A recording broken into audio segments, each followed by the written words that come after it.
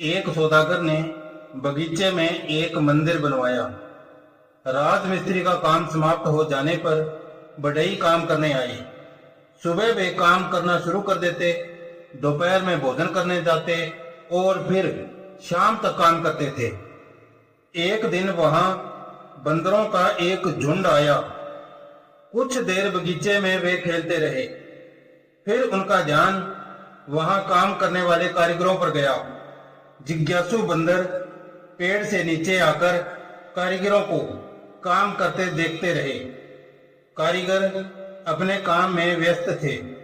उन्होंने बंदरों पर कोई ध्यान नहीं दिया। दोपहर हुई, काम छोड़कर सभी कारीगर खाना खाने चले गए। एक बढ़ई एक बड़े से लट्ठे को काट रहा था। अभी वह उसे आधा ही चीर पाया था।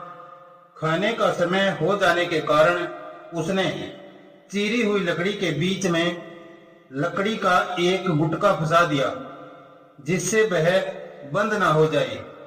ऐसा कर देने से उसे वापिस आकर काम करने में सुविधा होती।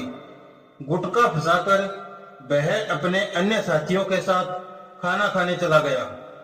सभी कारीगरों के जाने के बाद पेड़ पर बैठे बंदर नीचे उतर आए। स्वभाव से बंदर नकल करना पसंद करते हैं। वे बढ़ई के औजारों और लकड़ियों के टुकड़ों से खेलने लगे। एक बंदर बहुत ही जिज्ञासु और नटखट था।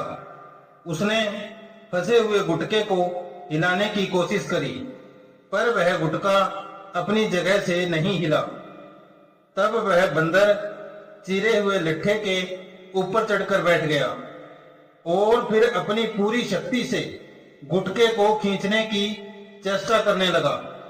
खींचते खींचते गुटका ढीला पड़ा और अचानक बाहर निकल आया, जिसकी वजह से आधी चीरी हुई लकड़ी वापस बंद हो गई।